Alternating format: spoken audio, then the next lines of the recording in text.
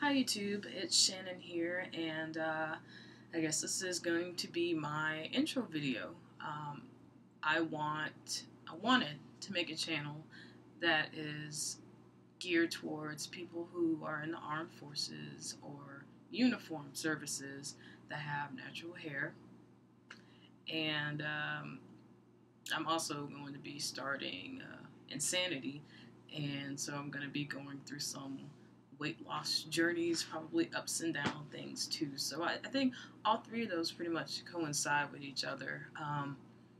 It's a little difficult having natural hair and being in the military. I'm Air Force actually, stationed overseas, and there are some things that we have to do with our hair that isn't necessarily good for it. Like, it has to be in a bun. It has to be able to fit under a hat, and having to brush your hair so much and possibly use um, hair gels. I use hair gels. I use Eco Style, however you say it. Um, those things have certain effects on your hair, which it's like I feel like women who are natural in the military, no matter what branch, or just some type of uniform service, it takes a little more to try and get our hair where we want it. And not only that, for me personally, I have heat damage. I have heat damage. Earlier on in my natural hair journey, or however you want to say it, I decided I wanted to check my length using a flat iron because I saw on YouTube, it's like, oh, people that flat iron their hair and they're natural and all that stuff, and I want to do that too. And the way I did it was totally wrong. I didn't do my research. I didn't see steps I was supposed to take to try and prevent damage. I did my hair pretty much like when I had a relaxer in it. I mean, I fried it. I mean, I had it probably on the highest setting, had all these things, I'd put this stuff in my hair and go directly over it while it was still wet, just smoking everywhere. And that's how I used to do it when I had a relaxer. And I guess I'll show you the damage part. And some people are probably like, well, I can't tell. Will in a second. Here's some nice curls. Nice curls for you, if you can see those. And then up, had to be at the top of my head, we have this. We have the string cheese, I call it. We have this stringy stuff. I'll put it like that. Just frizzy, straight. Doesn't really have too much of a curl. And I deal with that. Okay, I guess I'll say this. It wouldn't be so difficult if it was like under here. I would have just shaved it off, but it's right here. It's definitely right here. And I've actually taken steps to, like, as it grows, I cut it. It'll grow, I cut it. It'll grow, I cut it. But I'm pretty much at the point where I need to start over. But I'm still trying products, I'm trying things to try and see if I can salvage what is there. And I actually PCS, or permanently change my station. For those of you that don't understand that speak, I move in about 4 months. I'm going to go to Germany. And I am really considering that before I go to Germany, before my new shop sees me, that I might do another big chop. I've been natural since 2010. And some people are probably like, man, some of y'all probably like, that's all you've got, this is it.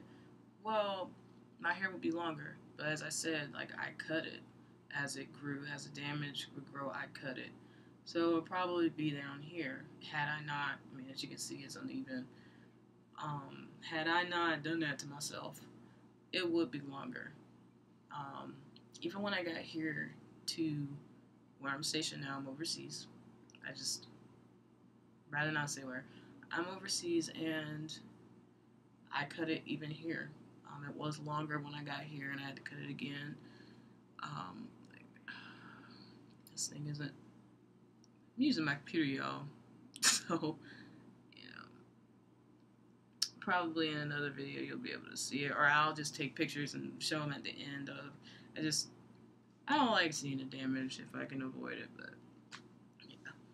But anyway, so I just feel like all of those things are worth sharing to the natural hair community, because some of you might be dealing with heat damage. Some of you might be thinking of straightening your hair.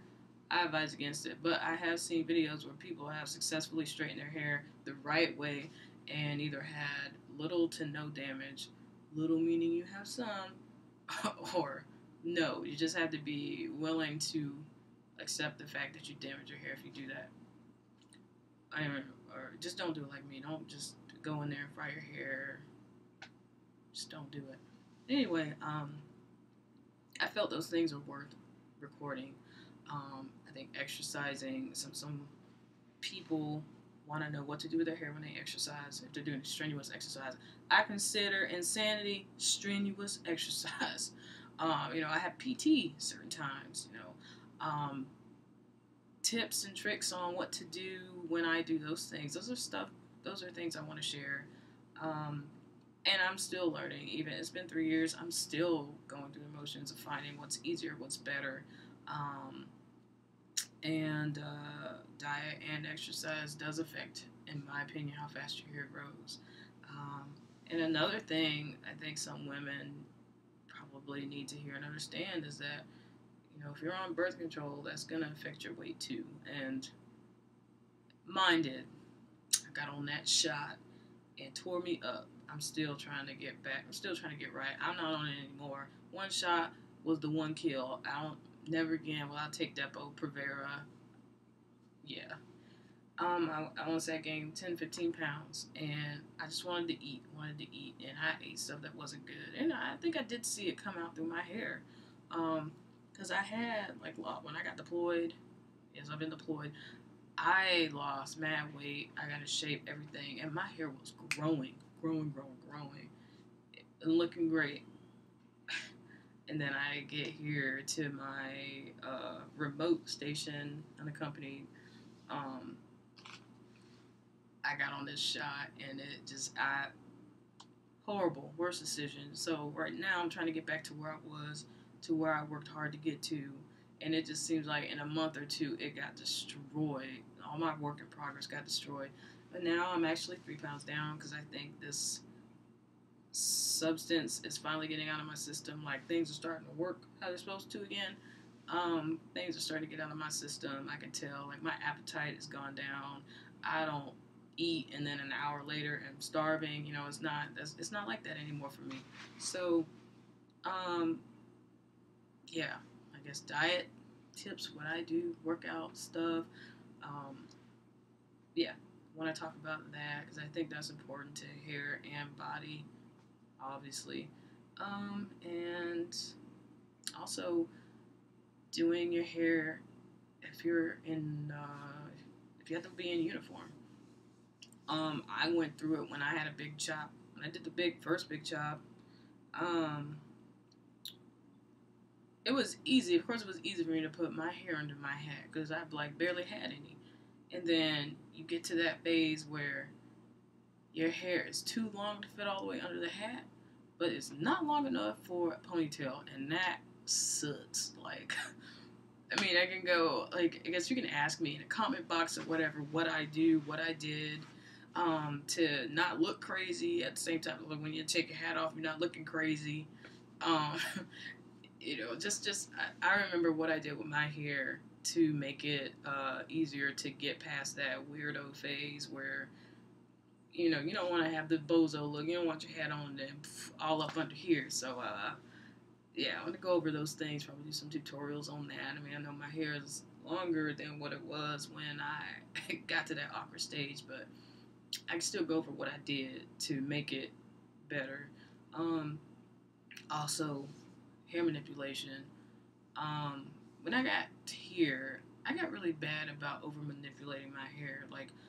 I rake my head with a brush, and what it's doing now to my scalp is pretty much at the roots.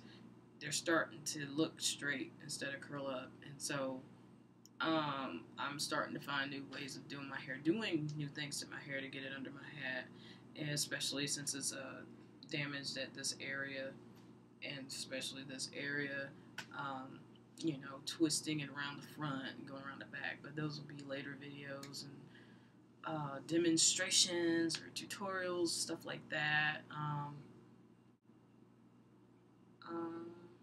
I mean, just pretty much the gist of it is I want to go over tips and tricks of, and then other ideas from other naturals in the community. Naturals who have to be in a uniform, can't have their hair out, what they do, just really make this about helping each other out, because I think it's a little different when you're military and you are rocking the natural hair, because there's some things you're not allowed to do with your hair in a uniform. Like I would love to wear twist out or braid out every day. It's easy, it's good, it's low, it's like protective style. I can't always do that. I can't wear a twist out. But I'm getting to the point where my hair at the moment is long enough so I can twist it up and then probably pull it back in a ponytail and let that be okay. Just things like that. So I just wanted to give a quick intro. Hopefully some of y'all will tag along with me in this journey of fitness, hair care, and tips on having your hair natural and being in the military, because it is a different life. You have to go about keeping your natural hair in a different way. You can't just say, oh, I don't use a brush, or I don't use a comb, or oh, I wear braid outs every day for protective style, because some of that is just not an option. Oh, and I was trying to think what else.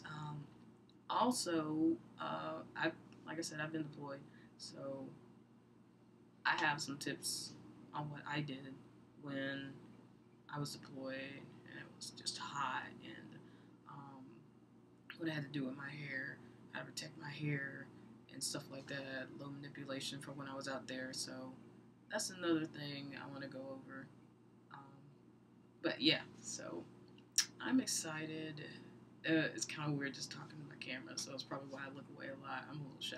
I'm trying to break out of that, so I hope you all will join this ride with me. And if there are any comments or pictures that you want to see of the damage or my hair when it was a lot shorter, or how it looks in a uniform, just let me know, put it in the comment box, and I will definitely get those to you. All right, bye.